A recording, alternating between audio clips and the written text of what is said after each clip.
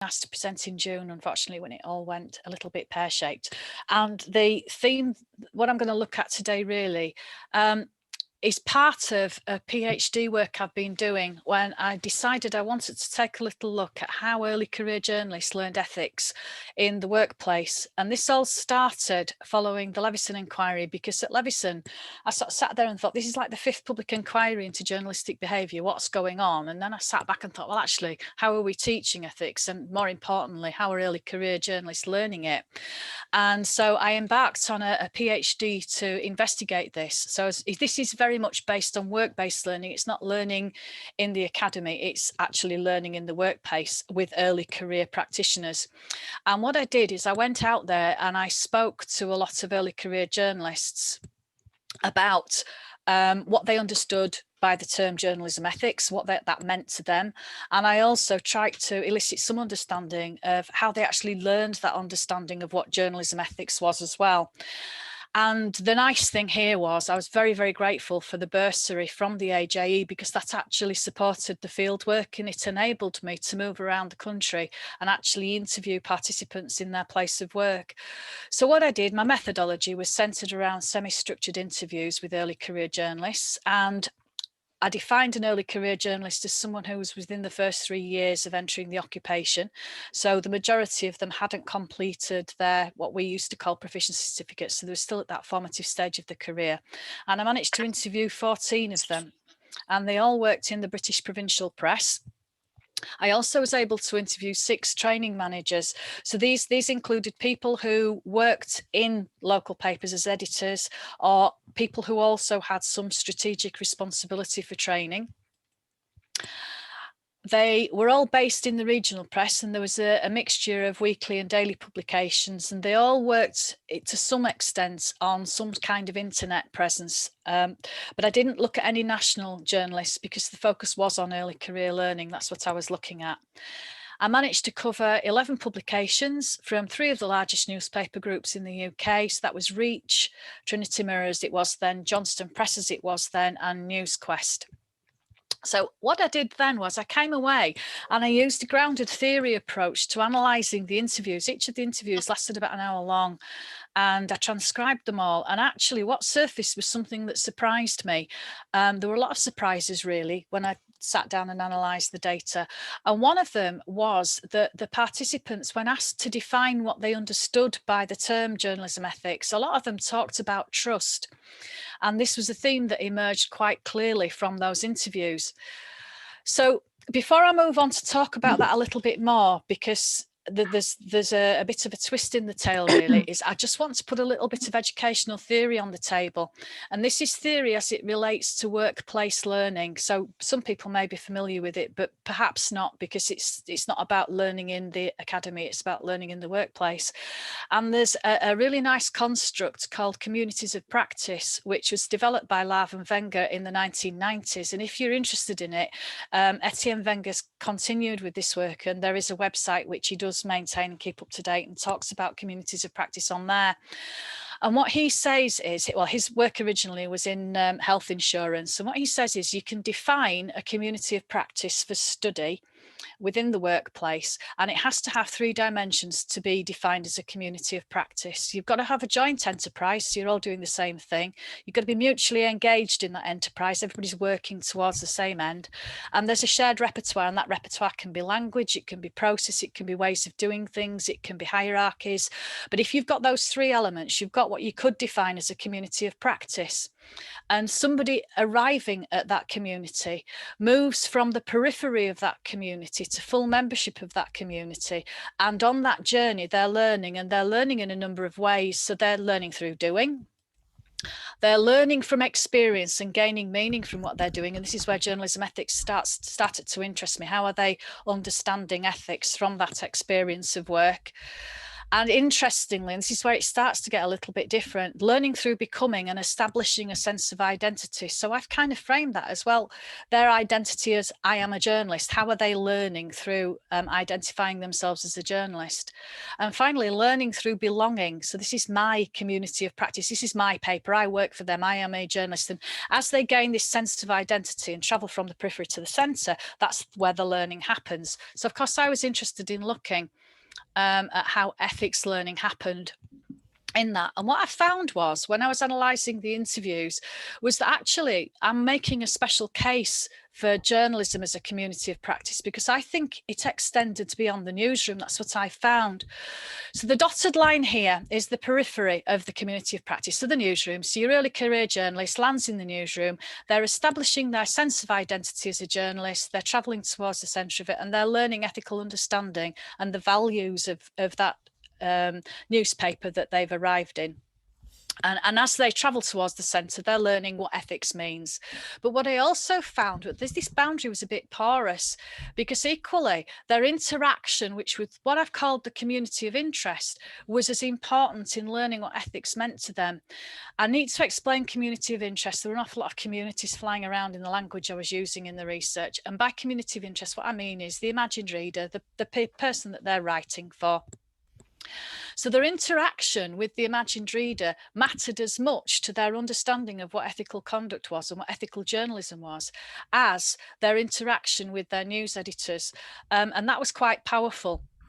And what I started to think was, well, actually, I know Wenger and Lav talked about a community of practice having these dimensions, but you can apply these dimensions, you can extend them a bit into the community of the reader. So the joint enterprise, actually, the purpose of the local paper is to represent the local community. So they're vested, they have a vested interest in the product. The community of interest also invested in the enhancement of that local community. And a lot of people talk about community being the glue, the newspaper being the glue which holds the community together. So this notion of joint enterprise is quite important. And actually the shared repertoire tends to be widely understood by the reader. So if they want a story in the paper, they know that they need to contact a journalist or talk to the news editor. They know what the rhythm of publication is. They know how to engage in the work and the production of news that happens within a newspaper. So to some extent, the local community of the reader sufficiently understands that community of practice to kind of become attached to it around the edge. So there's two types of community that the journalist travels through in their learning. So that's a little bit of theory that underpins where I'm going next. So please bear with me. And it's about this notion of becoming and belonging. So when I analysed the interviews with my early career journalists, what was really important to them was that they were perceived to belong to that local community and working to belong to that community and to become part of that community. Was built on trust. They wanted a relationship built on trust with their reader. And it was really important. That voice came through really clearly when I was analysing the data. And interestingly, just in December, the Reuters Institute for the Study of Journalism released their report, What We Think We Know and What We Want to Know, Perspectives on Trust in News in a Changing World. And when I was reading that more recently, there's a really nice thing in there that Toff mentioned. And he's basically saying trust isn't an abstract concern, but it's actually part of the social foundations of journalism. And that really resonated with what I'd found when I was analysing my data. And this quote at the bottom here kind of sums up a lot of what my early career journalists were telling me. Because we're a local paper, we're writing about people in our local community, and you want to stay on the side of the local community. We want to champion it and not unnecessarily vilify people because it makes a better story, because these are people you know, and the local approach is so different to the approach a national newspaper would have. They're going to do that story and never go back again, but we're reporting to that community again and again and again, and it's a big difference. So that kind of gave me a sense that actually this relationship with the reader really matters to our early career journalists. And actually, as I'm about to move on to it, shapes their understanding quite powerfully about what it is to be trusted. And they had a real desire to be trusted.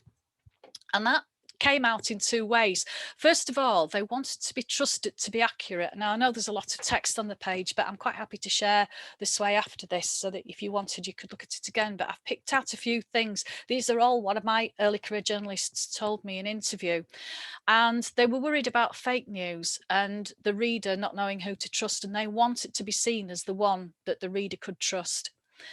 They wanted to build a relationship where the reader knew that if they wanted to get to the truth of a story, to the one single point of truth in something that's happened locally, they wanted to be perceived to be the one that held that point of truth. So it's, for me, it's being seen as a trustworthy source. And if it's not accurate, we're not fulfilling our duty. It's the newspapers' job to decide what's fact and what's fiction. They saw themselves as validating verification agencies, if you like, in a small way. So this business about being trusted to be accurate was really, really important to them. And these comments came on the back of a very broad question I asked. And that question was, what do you see as being the biggest challenge to journalism today? And this is where they all came from. Well, not all of them, but this emerged in an awful lot of the interviews. Trust was mentioned actually by every single participant at some point during the interview. But this one question, what's the biggest challenge? This actually prompted an awful lot of this discussion around, well, we want to be trusted. We want to be seen to be the point of truth, and we want people to come to us because they can depend on us. So that was one area. But the other area of trust was they felt they wanted to be trusted to be part of that community, and that was really important to them too. So this came out in a few ways. They said things like, well, we don't want to upset people we're meant to be writing stories about, and we want to make sure that we have community engagement, and that stems from trust and from responsible reporting and being sensitive to the community you serve. So they saw the job of journalism in some ways as a service, and that they had a responsibility to the people they were writing for. They want to maintain their reputation or improve it. They were very conscious that they didn't have a good reputation within communities because of Levison, and Levison was actually cited as being problematic for them. And they didn't want to do things that weren't nice for the readers, and they wanted to champion the town. So they wanted to be perceived to be part of the town. I just want to talk about one example, which is connected with this quote here about championing the town. In one of the areas, there was a training agency that had had a failing Ofsted, which meant that the training agency was in jeopardy. And that agency had been in the town for a very long time. It trained apprentices for an awful lot of the local industries. It had had some financial problems a couple of years earlier, which had led to the poor Ofsted, really. But they'd turned it round, and it was highly regarded. The people who were working there were highly regarded. The people who engaged with it, because they had apprentices there, thought well of it. And the newspaper was faced with doing one or two things, either reporting a failing Ofsted or being supportive of the training agency and saying, okay, well, you know, it's got a failing Ofsted, but do you know what? They've turned a corner. And the agency had gone to them and said, look, we're just starting to get back on our feet again. Please, could you help us with this? Because we are genuinely making big changes. And the newspaper took that decision to be supportive. And what I was told in interview was, well, do you know what? Everybody in the area knew it had got a failing Ofsted. So why kind of belabor that point? They're part of our community. People know that. They don't want to hear that again. What they want to hear is, okay, what are you doing next? And so their position within the community and their relationship with the people of their community framed the tone and the angle and their choice of how to treat that story. So this was just another example of how community was framing the values that were held by that particular publication. So just coming towards the end then in my findings, because I'm conscious of time, but what I found overall was that one of the very powerful drivers in learning good ethical values and conduct was actually the community of the reader. And what was going on was certainly the journalists were learning from the newsroom that they were located in. I found evidence of that as well. And I kind of expected I would, in that they would learn from their news editor, their peers. And so as they were moving from the periphery to full membership of that newsroom, they were learning ethics. But what was really interesting was that there was quite strong and compelling evidence that they were also learning the values of their newspaper and what good ethical journalism meant as they were moving from the periphery of their local community into full membership of a local community, that community of interest. And what was driving that was the desire to be trusted. They wanted to be seen to be trusted with the news and looking after that local community through the production of news. And so that's one of my findings from the PhD, which I was happy to be invited to share today. And thank you. Thank you, Ruth. Thanks, Ruth. That was fascinating, and so many different themes seem to have emerged from your research, from, you know, issues of their, I thought it was quite interesting where they define themselves as a profession, when so often that isn't how journalists will define themselves, but also just the issues of trust and fake news, which remain ever pertinent. So really fascinating and really wide-reaching. Thank you so much. Thank you. Can I move on now to Ivana Ebel? And Ivana is going to share her research, which some of you may well have actually already had the privilege of having Ivana and Gabrielle visit your university, because this was a project which the AGE in 2020 was really proud to support, to enable Ivana to take this research basically around universities in the UK and share. So I'm going to hand over to Ivana because I know she has updated this research. Ivana, it's over to you. Thank you. Hello, thank you very much for having me here today. And unfortunately, Gabrielle, she's based in Brazil, and because of the difference of time, she was unable to be here today. So I will be representing her as well. I just want to confirm that you are able to see my screen, Margaret. Yeah, okay. So as Margaret said, this project was the initial project. I started working with Gabrielle, this researcher from Brazil, in a project that was financed by the British Academy through the Newton Fund. And this project received an extra injection of money that allows us to share the results of the initial research across the UK. So I just want to show you, this is Gabrielle. And here we go. It started like basically, Gabrielle started investigating the topic of how women are represented in magazines in Brazil. And she brought the idea here. So we worked in a cross-cultural collaboration together. And we have done this investigation across British magazines. And I had a chance, we together had a chance through the AGI funding to give 6 talks across the UK talking about the results of this research and how women are misrepresented by British magazines. So what we are doing now in this third phase is we're trying to identify and find solutions for the problem, because it's just not enough to point the problem. And we are trying to get like to understand how new magazines and magazines that are promoting these counter-hegemonic narratives, a different sort of narrative than the traditional magazines put on the market. And we are trying to get the lessons of what is working and how we can do it better. So basically, just for you to understand why is there a problem, Gabrielle investigated 2 main magazines in Brazil, and in a country where the population is 63%, around 63% non-white, 64, 80% of the magazines, the best-selling magazine, it shows just white women on the cover. And even when there's magazines that is created to promote a bit more diversity, that number is still 71%, so isn't fair. In the UK, we analyzed 552 covers of 6 magazines, 5 of the best-selling ones, and The Lady, the longest-running magazines. And what we found is that 95.11% of all the pictures on the covers of the magazine, doesn't matter if the cover girl or if it's like any sort of small picture, but 95% of all the faces portrayed on the magazines are white, on the magazines we analyzed specifically, of course.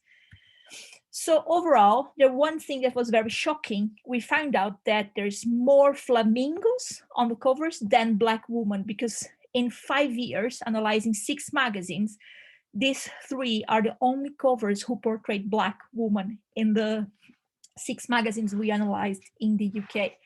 We also didn't find anyone that was a non-binary person on the analyzed magazines, not a transgender person, nothing, and not anyone with any sort of visible disability was also represented. We just found that all the magazines talk about body issues all the time and how female bodies are very hard to be loved and are in non-conformity. So we identified that is a big problem because it just promotes a domination of one kind to another. Because the magazines are a space of power,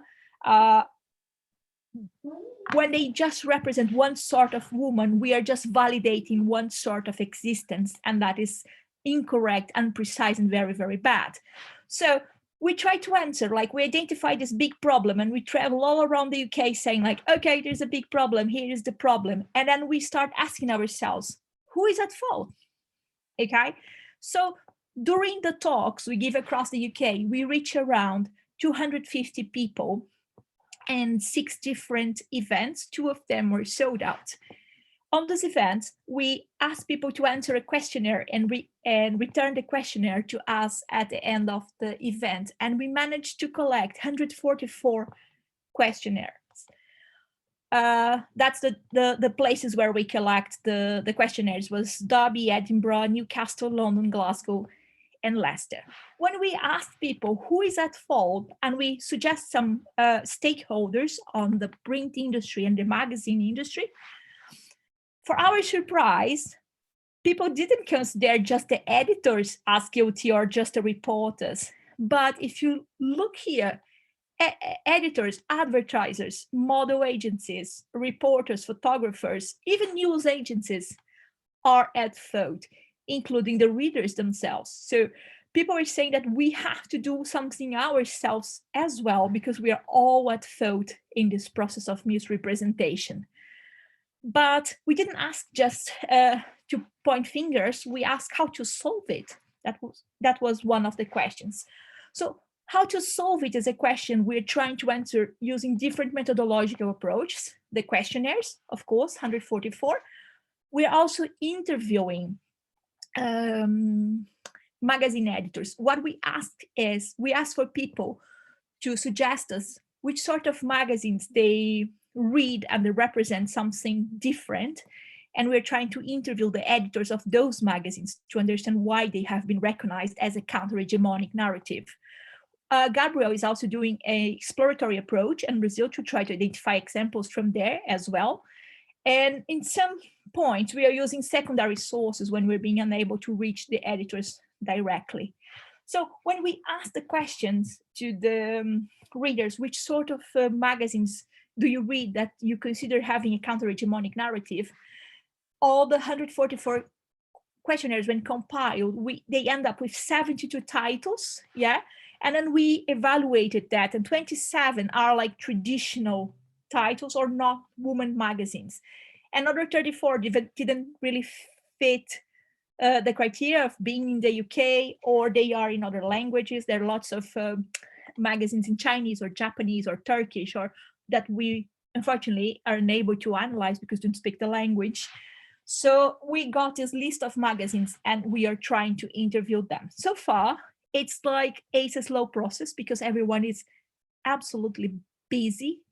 And if you imagine that most of the magazines are run by women, and women are especially busy during this quarantine because they have like lots of responsibilities piling up on them, both in general, way more than the men, as some studies are showing. So far, we have 5 interviews. We talked to 5 editors. And what I'm going to tell you is some of the initial results we managed to get, okay? So basically, Gabrielle identified this magazine as Mina in Brazil.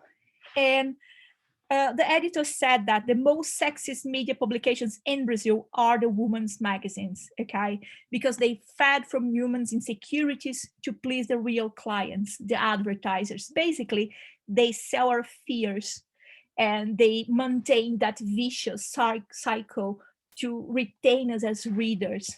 So this magazine is an NGO, and the magazine is just one branch of the NGO. The NGO also provides consultancy, legal advice, and many things. So the magazine is a sub-product of an NGO. The Portal Catarinas is another one that she identified, and what they do is they are like a collaborative sort of a website where people, they will approach people who publish content in different platforms to ask them to be republished on that magazine. That's the way they build their feminist narrative. But they also produce investigative journalism as well, based on crowdfunding. That's how they sustain themselves. Here in the UK, the most cited magazine was Galden, and Galden is physically based in London. They have currently 12 staff members. And one thing that how they survive is that they are putting some investment rounds around, they open some investment rounds, and they also sell adverts for the print and website and so. But what they also doing is brand partnerships, and they are providing consulting services, same as Mina in Brazil. So while we notice that there are some similarities in the way those magazines are being supported, one thing is that they shrunk their newsroom. They had like a huge platform of contributors, and they decided that they will just keep the people they can pay for. So that was a very radical change on the way Galden works. We also interviewed the editor from Woman Being, and it's a very niche magazine. It's based at the Napier University, and it's a magazine that was created to transform feminist research into a language that everyone can understand. It's basically like a science magazine on feminist studies. It's very new, it's from 2019, and right now, it's just maintained by volunteers. We also had a chance to interview the editor of Black Ballad, and Black Ballad is since 2014, it's only online, it's behind a paywall. So to sustain themselves, they have to be very creative and offers content that are really interesting for the audience, because in their case, why people are gonna pay to read them. And one thing that's very, very curious about Black Ballad is that they see themselves somehow as an incubator and a place where Black women can, for the first time, get a commission to pitch stories and get paid to write, to get a byline and get the credits and the experience they need to build up a portfolio and get jobs somewhere else eventually. So, and the stories, what they say is that there's no prohibited topic, but the stories don't have the white filter, in a sense that the stories are written by Black women, full Black woman. Yeah. A very interesting position of them is that they said that the magazines, some of the mainstream magazines are suddenly trying to hire diverse staff and things like that. Seems like a last attempt, a desperate attempt to be more inclusive. However, most of them, they're just trying to repeat the same things they have done. And what they said to us is that it is impossible that you have been doing the same thing for the last 10 or 20 years, and suddenly, in the next day, you are going to be able to be inclusive. So you have to hire people who can enable you to be inclusive, but not just at junior staffs. You have to have people working on inclusion and diversity at the higher levels of the magazines. So alternative magazines and feminist magazines are nothing new. Galden say that they're basically walking on the shoulders of giants. Yeah. What is different now, what you can see is that the idea of a community of interest that it was enabled, is digitally enabled and use social media to reinforce these values. So they're very, very niche publications, and they all emerge to fill a gap of people that they cannot see themselves on the magazines, and they fulfill a market that says, why should I buy something that doesn't reflect who I am? So if I can just read something online, that is closer to me. One very interesting finding is that they promote diversity in different levels. They are diverse in the sense of who are of the editorial teams. They take care of, they try to be diverse in terms of who they are interviewing for the magazines, but also who is contributing to the magazine in general. It's just not diversity in one level. It's just not about putting a Black woman on the cover, but having Black women, for example, to create to pitch the stories and to put on the magazines what they are interested on. There's a difference between some magazines and between paid and unpaid contributors. There's a difference by the way they deal with that.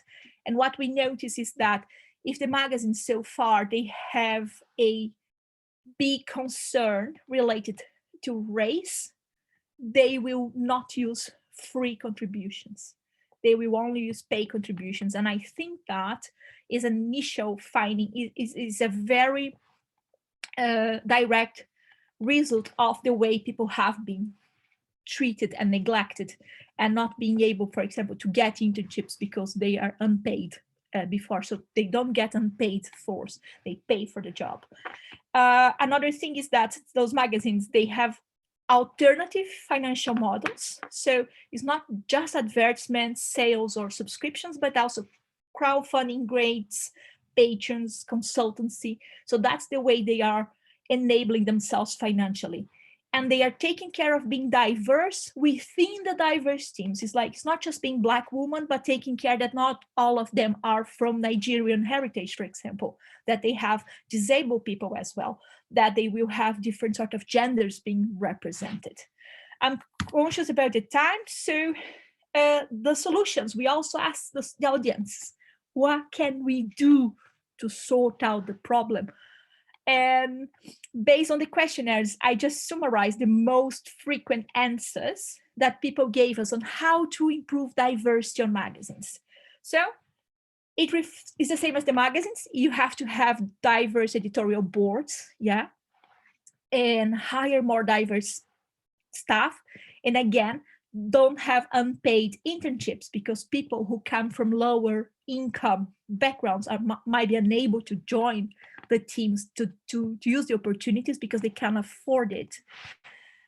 Continuous awareness, talks, educational projects, and so on. They suggest a industry agreement many times that the industry should come together and make a pact for more diversity, and also that NGOs and academics and so on should lobby with the advertisers. Don't advertise in magazines that are not diverse.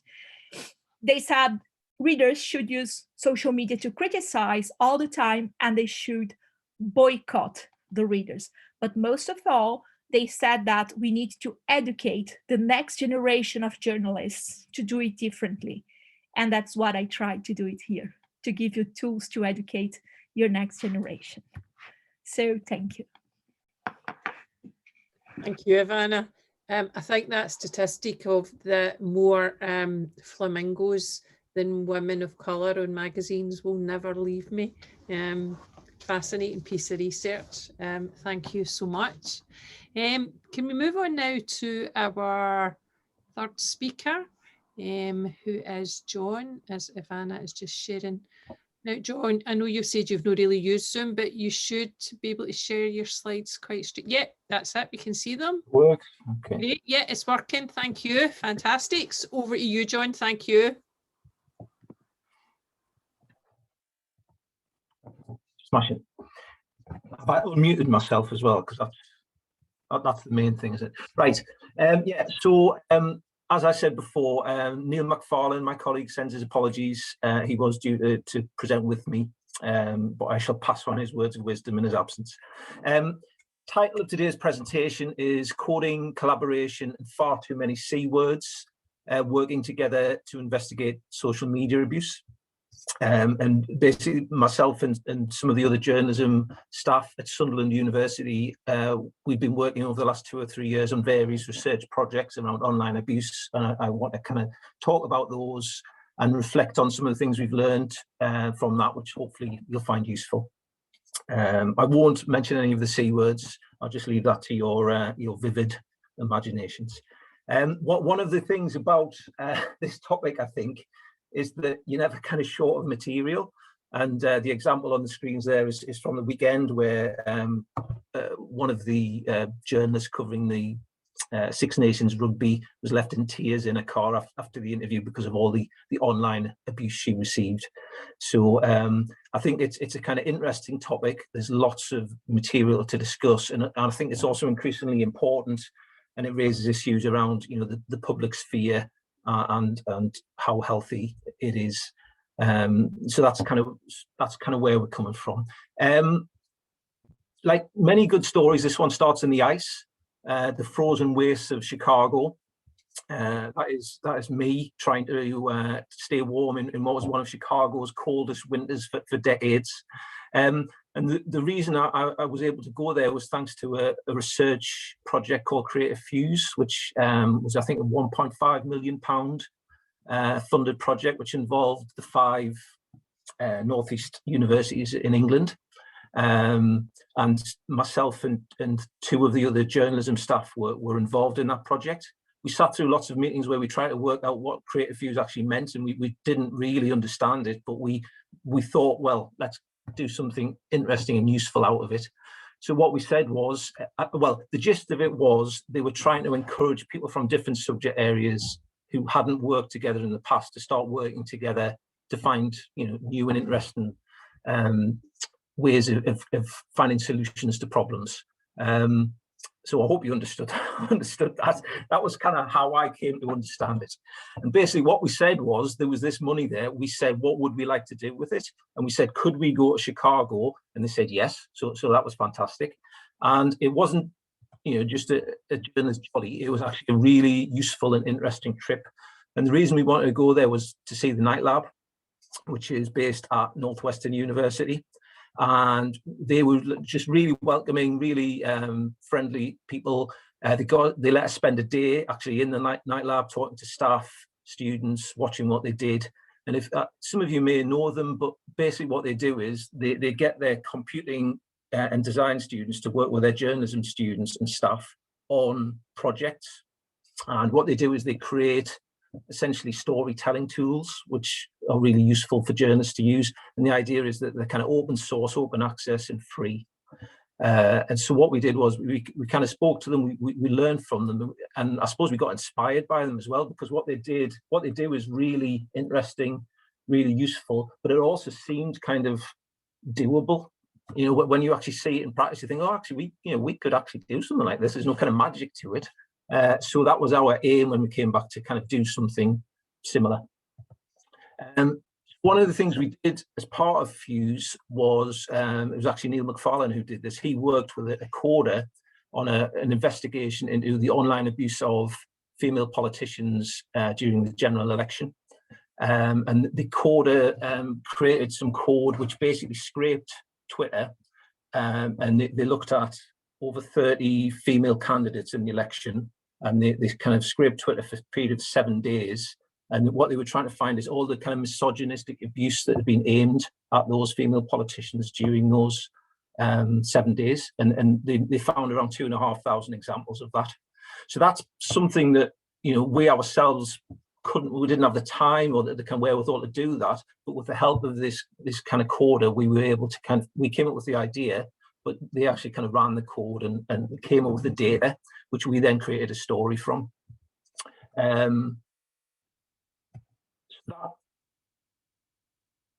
one of the things we did was we kind of created a timeline which showed kind of when most of the abuse was, and we also compared which of the female MPs got most of the abuse.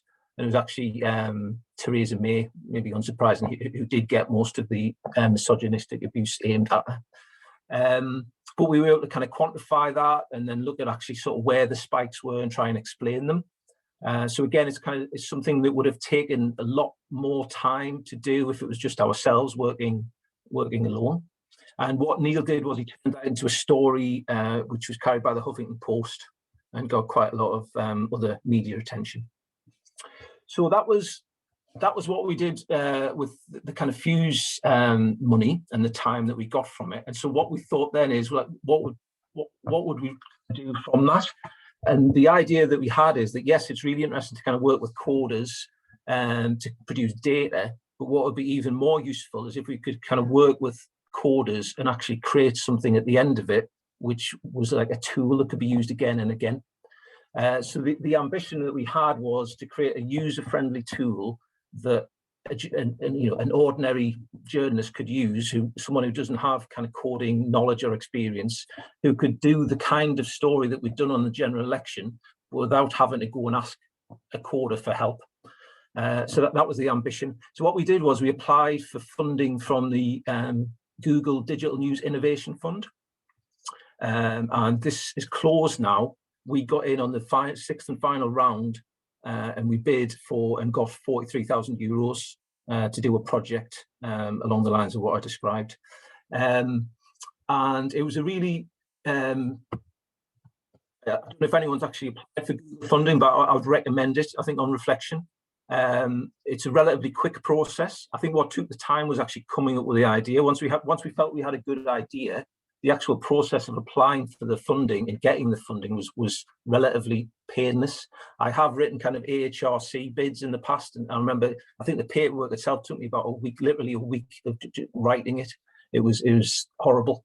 The Google paperwork is, I think it was 8 or 9 short questions. You could probably do it in 2 hours or less. It was also a relatively quick process in terms of getting an answer. So once we put the bid in, there was a video interview with one of the Google team, and then we got a decision and the funding within about 2 months. So it's a much more kind of streamlined process compared to some of the other funders. What they're particularly interested in is impact on journalism. So they weren't all interested in the kind of academic side of what we might do with what we created. They didn't say kind of don't do academic stuff with it, but what they wanted to know was, how will this help journalists? What's the impact on journalism? So kind of bear that in mind if you do look there for funding. I think there are still kind of funding opportunities available through the Google News Initiative. I know recently there was one around kind of fact checking of media coverage of vaccinations. And so I anticipate that, over the next kind of few months and years, there will be others. So I would recommend it as a process. What we spent the money on was staff time. So there was 2 journalist staff and 3 computing staff. And we bought out some of our time to work on the project. We also paid for a developer to kind of do some coding on a freelance basis. We bought some kit. We bought what seemed to me like quite an expensive server, but it was didn't impress them.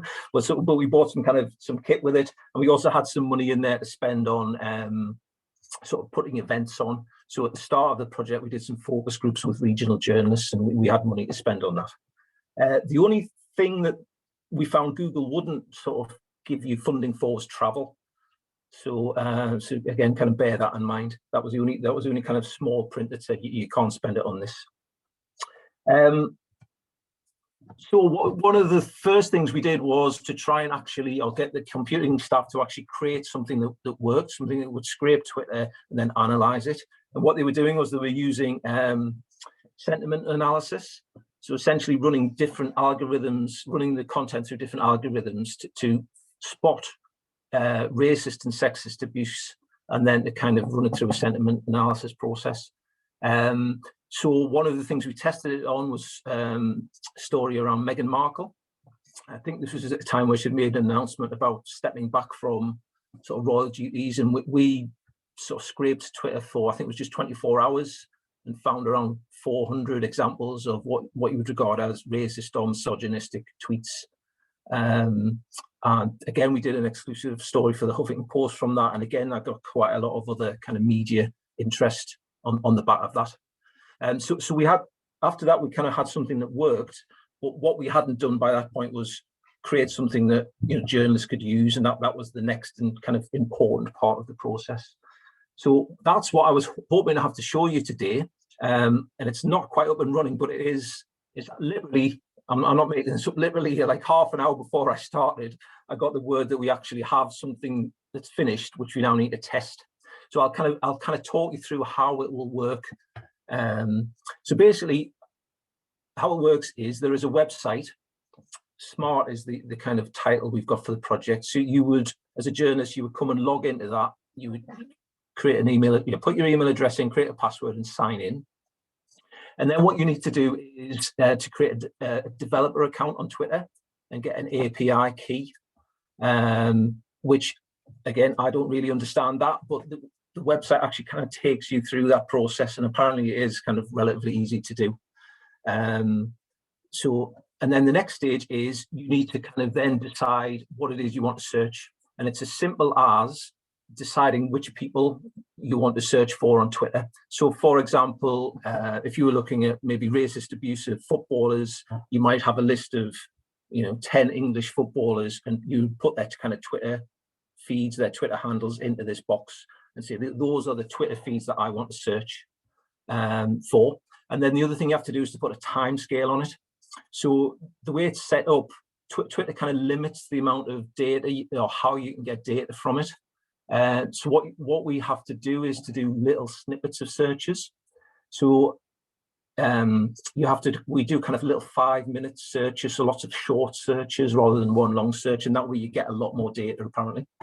And basically the option you have if you want to use this is you can search respectively for 7 days, or you can do a live search for the next 7 days to come. And what we found again is that you get a lot more data by doing a live search. And that's just to do with, again, the way that kind of Twitter releases the data. And another advantage of that, I think, is that if by doing the live search, you're capturing tweets before they can be deleted.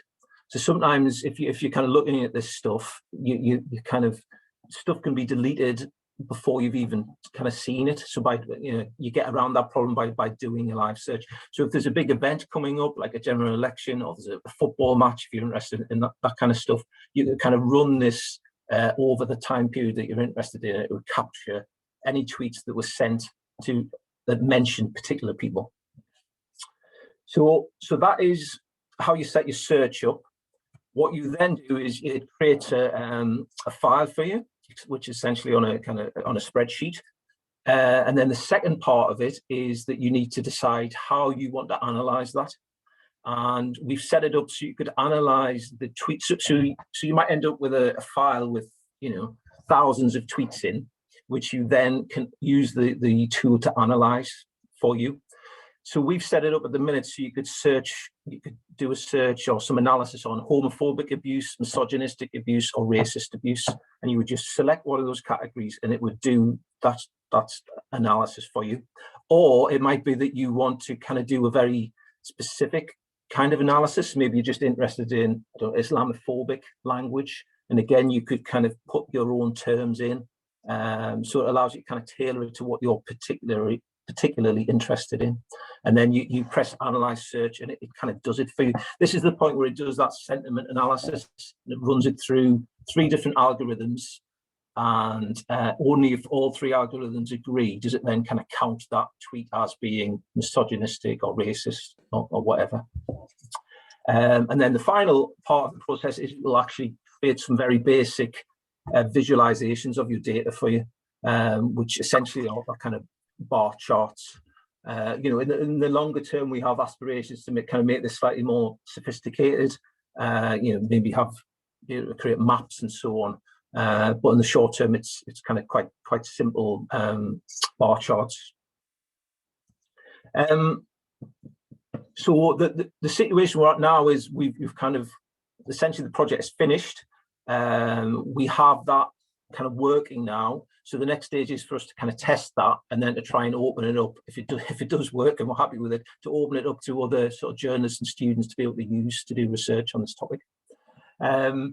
Just in terms of reflecting on the process of kind of working with coders and developers, I think it's been really useful in terms of opening up possibilities for research that we wouldn't have been able to do without them, particularly around kind of volume of data and the speed with which you can analyze that. So that has been really useful. Why they like us is that we can provide kind of impact and real world application. So they've got like lots of nice algorithms and so on, but they're sometimes not sure like what to do with it. So they quite liked working with us because we have, we could create something tangible from it, I think.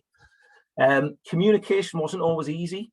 I think we have, sometimes we had conversations and we left them thinking that we'd kind of explained what we wanted, and then what they came back with wasn't what we'd asked for or what we thought. So there was definitely kind of communication issues. And sometimes, you think the kind of tech's going to work and it just doesn't. So for example, on the Meghan Markle story, Neil Macfarlane had to spend 2 days actually going through the spreadsheets, filtering out tweets that shouldn't be there because the AI hadn't kind of picked it up properly. So for example, there was lots of racist language in there, which wasn't actually being used in a negative way. It was being kind of, reclaimed language. And so the AI wasn't good enough to spot that. So we've tried to improve on it, but you just have to kind of, it is fallible. And the other thing I didn't kind of always like is that a lot of it kind of felt out of my control. So you kind of said, oh, this is what we'd like to do. And they said, oh, yeah, we can do that. We'll go away and do it. And then you're kind of waiting for them to come back and see if it works. So it depends how much of a control freak you are, but there is definitely that kind of sense of I'm kind of relying on other people to kind of make this work sometimes. That's kind of where we are with the Google project. I just want to finish, if I've got enough time, just with a couple of things that we're kind of going to do next along these lines. So again, we're interested in online abuse and how we can work in a research way, but also that's really useful and tangible for journalists. So one of the things we're doing is just to actually finish off the Google project. So like I say, what we're going to test it. We're going to hopefully get our students working on it for investigative stories and research purposes. We then, if that kind of works and we're happy with it, we'd like to open it up to, journalists to use. Certainly regional investigative journalists, I think will find it useful. And then ideally we'd like to apply for other funding to kind of develop it further, because the basic tool is there, but it could be used in lots of different ways. I think it could be used in other types of social media, for example. It could be used to study images. There's lots of different ways it could be used. We have ideas of doing, we're actually working at the minute on a story with Tyne-Tees Television. And we are looking, what we're doing is we're comparing the first lockdown from last year with the current lockdown, and we've collected 2 million tweets from each time period, and we're going to analyze it in terms of to see whether the online discourse has become more abusive during that time. I think what the journalists are interested in particular is there's been lots of stories recently about people getting abused online, Marcus Rashford and so on, and what they're interested in is, has it actually become more abusive on social media and online, or is it just that journalists are kind of looking for those stories more?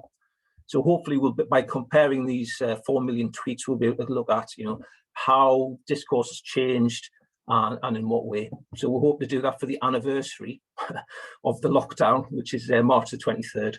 So that'll be nice. We're also working with Reach on a project around the online abuse of journalists.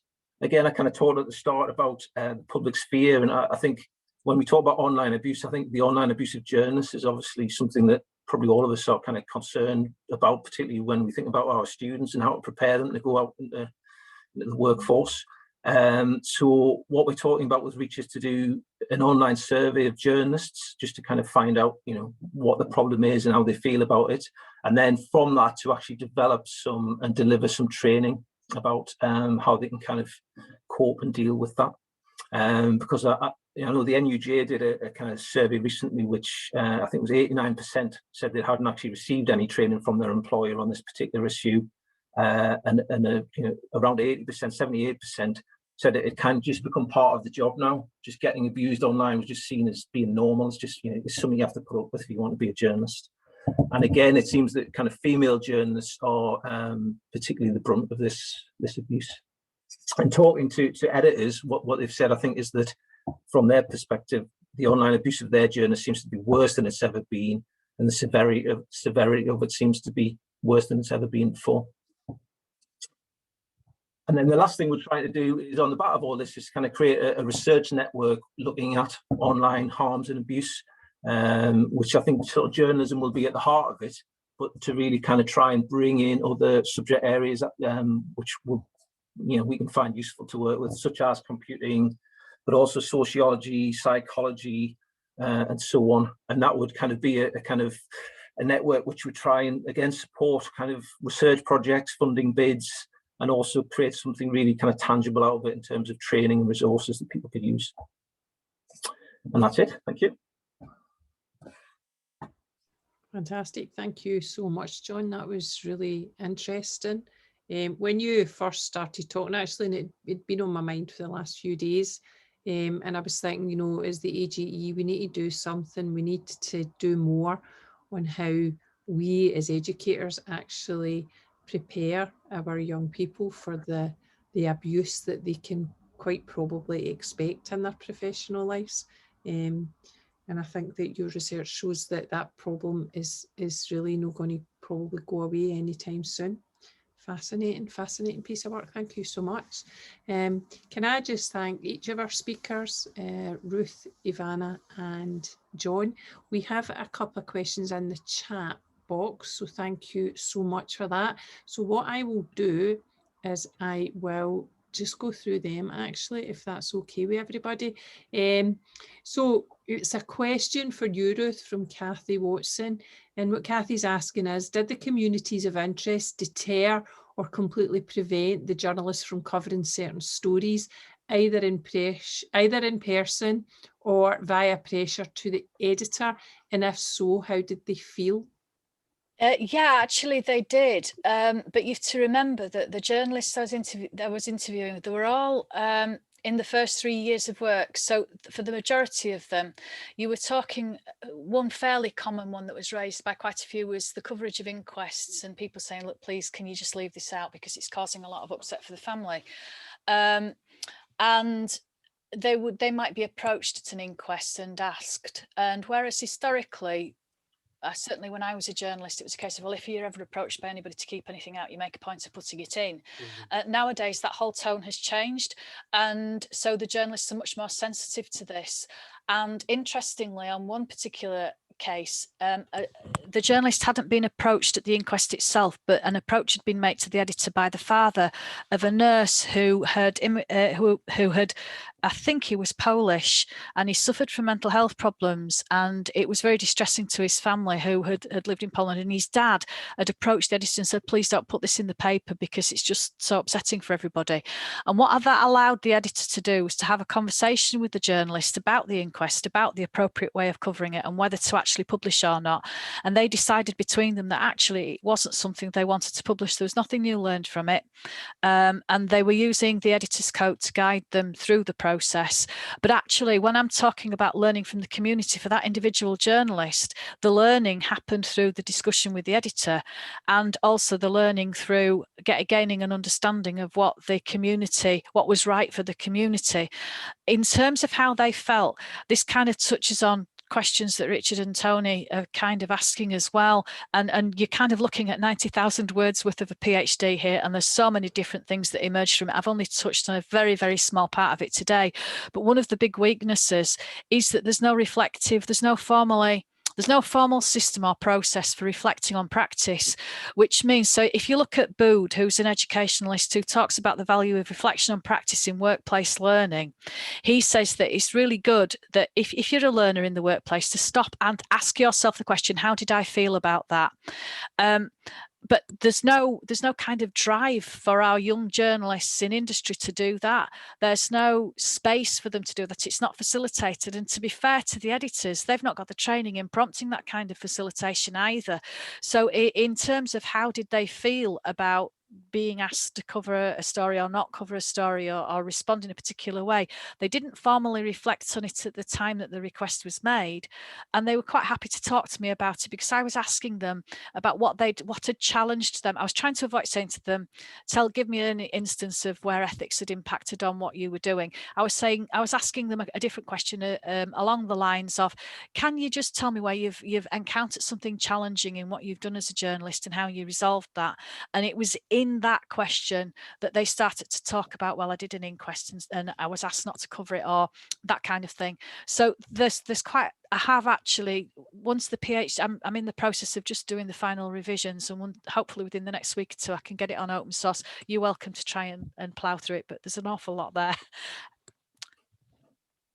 In terms of and this, I think this is an interesting point, and I know that Richard and Tony have got some questions, but I'm going to just use the privilege of the chair, because it's just you talked about that sense of, you know, the employers, how well prepared are, you know, editors to support, to prepare. And I think that's something that comes up in Ivana's research, and in some extent in John's research, that sense of, you know, all of a sudden editors are having to deal quite possibly with problems and issues that they've never had to deal with before. And I'm not really expecting anybody to have the answer to this, but I don't know if any of the speakers have any sense of, you know, how do we very much think of those people that we teach, the entrance into the industry, but do you get any sense that the industry is helping to, you know, train and support the people who have been there for decades that are having to deal with these issues? Well, I think we've had some initial conversations with some, and they, you know, if you take them at face value, then I think they are kind of keen to do that. I think there's obviously the kind of difficulty of having to do training across different sort of generations of journalists, and you know, the students that we're preparing have a kind of different mindset and different way of maybe approaching these problems than some older, more experienced journalists. And that's, in a way, maybe that's kind of how we can maybe help them as well. That's one of the things we're looking to do. And if it can be like based on evidence, but it has to be genuine, I think, doesn't it? It has to be, it's not just tokenism, and not just so they can tick the box to say that they've done it. It has to kind of be real, and importantly, the journalists have to feel it's real as well. And also maybe that sense of, which just comes with the job, but is that, you know, we're journalists and this just comes with the job. I think that's an interesting aspect. You know, and does that just present another challenge in itself, that young people in the industry should just expect almost to be, that this is just one of the downsides, that you're going to get abuse, you're going to have all these challenges? Yeah, I mean, I think one factor that will encourage editors even more to take it seriously is if journalists start leaving the profession, and if there's evidence that journalists are actually changing the nature of what they do as a result as well. So are they shying away from certain stories? And there is some evidence I've seen in sort of international surveys that does suggest that. Or even how journalists choose to respond to these things as well is quite interesting. You know, do you meet that fury with equal fury, or do you just accept it? Well, that's just one of the things that we need to put up with. So I think it opens up really, really interesting discussion. Great, thank you, John. Let me see, Richard, you, and I don't know if Ruth's answered, but I think maybe Ivana could pick up this point. Richard has asked, the responses of the young journals to your questions are most interesting. Elsewhere in your thesis, you probably deconstruct these. For instance, and following on in part from Ivana's talk, excellent talk, to what extent in practice do they succeed in representing the racial, gender, class, age diversity of their communities? Is that something you looked at, Ruth? It is, yes. And again, this kind of ties back to the earlier point, in that because there's no reflective space, journalists aren't reflecting individually on what they understand by ethical practice. And this kind of all touches on ethics. Ethics isn't just about codes, it's about what we do and how we cover news and our news choices and representation and the rest of it. There's no space for them to reflect individually on how they've conducted their role.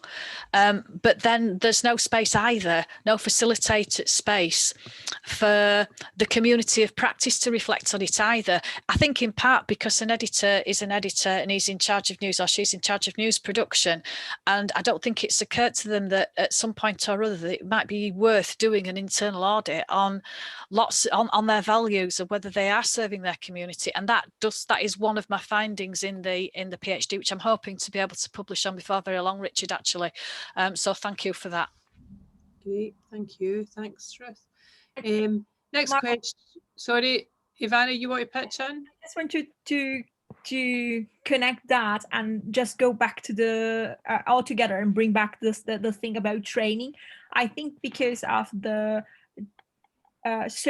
rapid change the industry faced in the last 30 years and so on, the media industries in general, they are very much preoccupied in teaching and training the staff for technical aspects. And then I think that the ethical aspects, they have been relegated and they're more connected to self-consciousness than they are to specific training. And there are like a few initiatives going on and we can see that. And I think that some examples could be the work that Sally does that's amazing about how reporting suicide, and we have some sort of, we reverberate something like that some years ago at our university offering training. But I also think that's something that the AGI could step in and building the bridge that between people who are working and having this sort of representation and ethical discussions to fulfill this gap. Because honestly, I don't think that the industry will pay for it themselves, in a sense that they're not going to invest the money that is needed to promote real changes. But I think that as academics, because we have the opportunity and the privilege to focus our minds around this sort of issues, we might be one of the important vectors to promote the necessary changes. Yeah. Can I come in on that, please, Margaret? Because it follows on, because it's a really valid point to the point that Tony's asking about ethics. And what I found was that certainly within the news industry, the NCTJ dominates. And the NCTJ, everybody I interviewed had gone through some form of NCTJ training. And unfortunately, the NCTJ frames ethics as being observance of the Editor's Code of Practice. And they don't frame it as anything else. So there's no encouragement there or incentive there to even start to think about journalism ethics in any other way. They simply refer to the Editor's Code of Practice, which of course is what IPSO uses as part of its regulatory framework. And when I asked them what they understood by the term journalism ethics, every single one of them pointed to the Editor's Code. At no point in the interviews that I did any of them raise the NUJ code or the Impress code. Now, it's not surprising they didn't raise the Impress code, because Impress regulates a different type of publication to the ones that I was in. It wasn't their regulator. So I suppose it wouldn't be fair for me to expect them to refer to that. But there's something called the Bordeaux Declaration, which is the International Federation of Journalists Code, an international code of ethics. There's the Ethical Journalism Network, which has a code. But there was absolutely no awareness of anything other than the Editor's Code of Practice. And it's very, and there's nothing wrong with the Editor's Code, it's a start, and they all knew about it, and it was framing their way of thinking about ethics. But the big disappointment was that their framing of ethics started and finished there.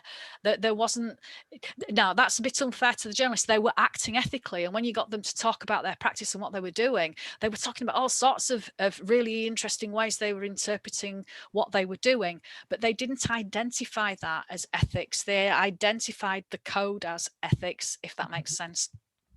And in that respect, it was quite a lot of this sample who had been at university and probably would have done ethics modules.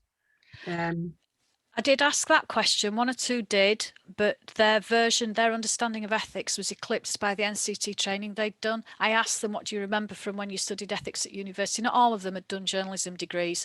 And actually, that's why I chose to look at workplace learning, because that was the one common training space for journalism. Some of them had done English degrees or history degrees or something different. But when I asked about their memories of learning ethics at university, there was very little. Everybody said, oh, I can remember what I did on the NCTJ programme, but only one or two was able to recall having discussed case studies, or perhaps Aristotle had been mentioned by one of them. Salutary lesson for us there, I think, in education. Tony, you were asking a question of Ivana, which was, Ivana, could the issues that your research raises be usefully added to the codes, do you think?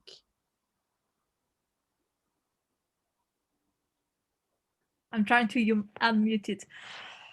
I have to be very honest, Tony, we didn't reach that point yet, in a sense that we are still compiling the data and raising issues across the magazines, yeah.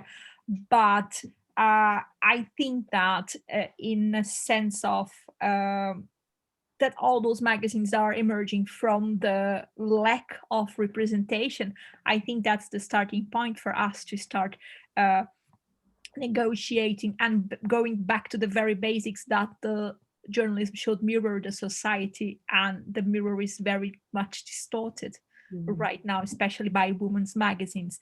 However, we also have to keep in mind that we are analyzing very, very specific sort of magazines. They are women's magazines. They're not like magazines in general magazines. Or so I think we have to also be very careful, because there are different publications doing things differently. I'm not saying that there are like perfect publications or there are no issues everywhere, but it's very always, when we're talking about changing policies, it's very hard to generalize and to find a common ground that applies for everyone.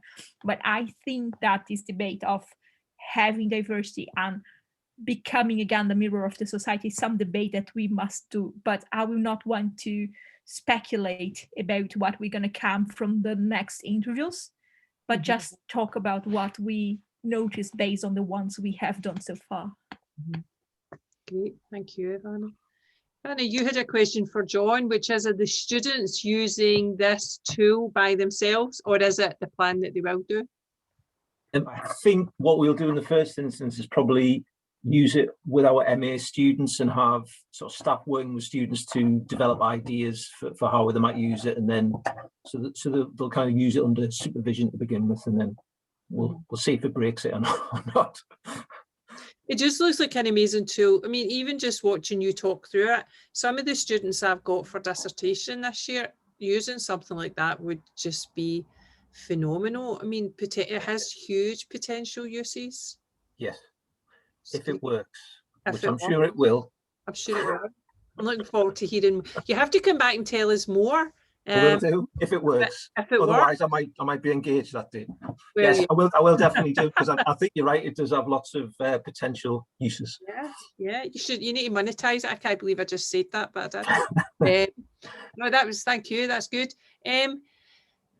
Just listening to each of the presentations has also just prompted me to think that, you know, I've had a few conversations recently with the Ethical Journalism Network, who I'm sure we're all really familiar with, and the really good work that they do. And we did have Eden White as our keynote speaker a few conferences ago. And, you know, Hannah Storm, who runs it, and I keep saying we need to do something together. But of course, we just haven't found the time yet. But I'm just really prompted to think we need to find the time to do something meaningful. So I will pursue that in the next few weeks, the next few months, and hopefully we can do something that kind of brings a lot of the stuff that we've discussed today together. Can I just say a very final thank you? Oh, Chris, do you want to pitch in and say something about the journal? Because there's just such good work going on, and we just would love to see it in the form of journal articles, which I'm sure Chris and Sally Ann, our journal editors, would absolutely echo. Yes, please, Margaret. Yes, absolutely. I mean, it's just a shame we haven't got longer to really get stuck into the debate we're having. There's just so much stuff around, and a lot of the problems that are happening in the industry being picked up from that basis. But anyway, what I do want to talk about is, let's see your articles. Said this before, but I'll go over it quickly again. Refereed articles are refereed by 2 referees. We look for about 7,000 or 8,000 words. We can be reasonably generous with the space because we're largely online. It does raise the point, which I will come to now, which is people are finding it very difficult to review articles at the moment. Everybody's so fearsomely busy that actually finding the time to do it is quite difficult. It is slightly onerous. I mean, I do a fair bit of it, as I know some of you do, but it doesn't actually take that long to read the article, write a quick referee report and send it back. So if you feel you can act as a referee, please do email me or email Sally Ann and say, look, happy to do it. If you've got something that I'm particularly interested in, these are the sort of key topics that I feel competent to referee papers on.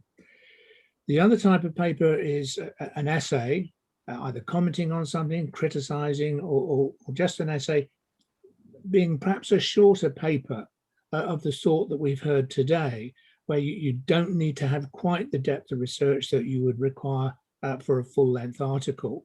And I always find those quite useful, and I'd like to get at least 2 or 3 of those in every issue of the journal.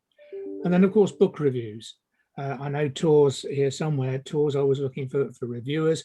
If you've got a book you've read recently, you think that's pretty good, or even that you think it's not very good, do send a review to Tor. The more reviews we can get in, the more. I hope that's one of the good ones, David. The more that more books we can review, the more advice we can give to members about what they should be reading, what they can recommend to students, put on their reading lists and all the rest of it. Also, if you've written a book, and I know quite a few members have now, and you'd like a bit more promotion for it, we're very happy to help with that. It's only fair if you put in the effort to write a book. I mean, none of us do it for the money, because there's no money in academic publishing for authors at any rate, or very, very little. Do send what book you've got that you would like promoted, and we'll get a review and get that sorted out. And the last thing, Margaret, if I can just, because that has just reminded me, whilst there isn't any money really in academic publishing for authors, there is money when it comes to photocopying sections of book and giving it to students. And the Authors Licensing Copyright Society has agreements with all the universities. They do audits at universities from time to time. So if an audit comes to your university and you do use someone's book, mine or anybody else's, do go through the audit, because it means the author gets some cash, which is always very, very welcome. That's it. Thanks, Margaret. Thank you. Sally Ann, do you want to add anything to what Chris has just said? No, Chris actually said exactly what I was going to say about could we have some referees? We're always looking for people, fresh people who haven't necessarily done any refereeing before, and if that's the case, you know, please come forward. We'll give you some guidance. We'll show you how to do it.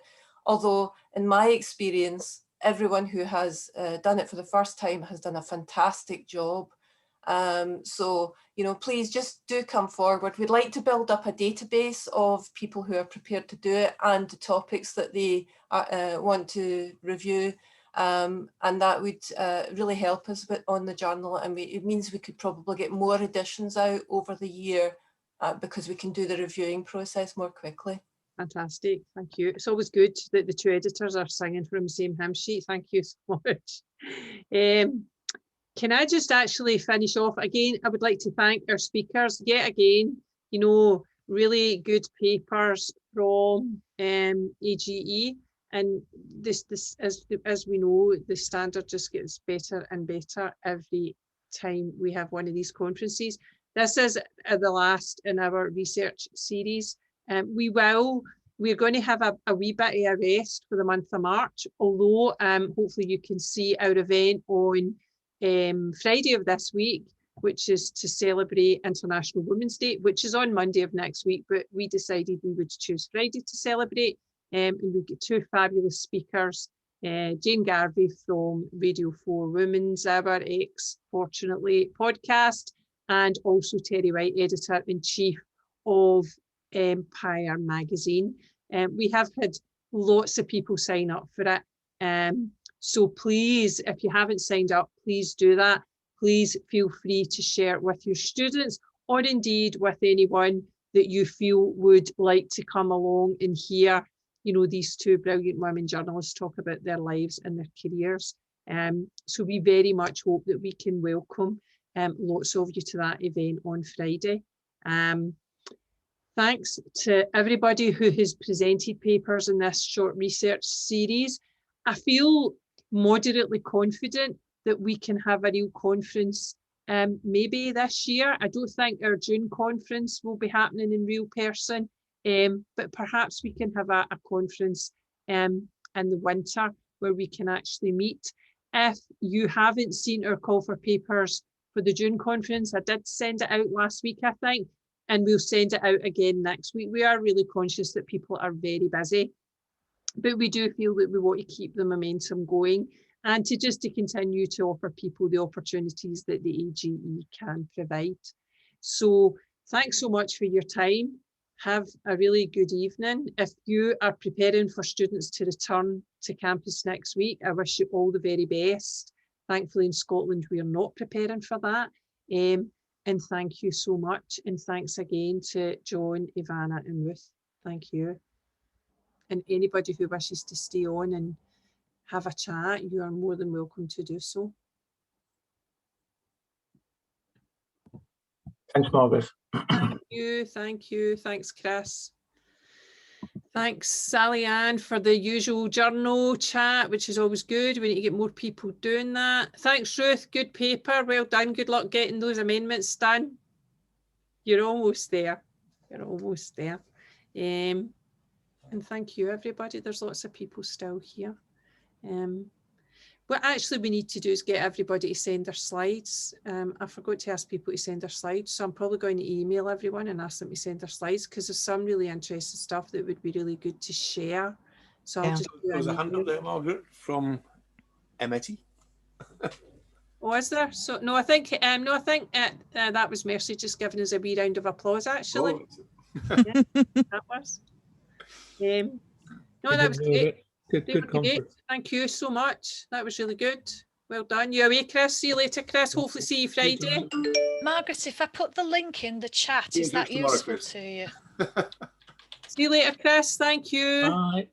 If you Cheers, put the Chris.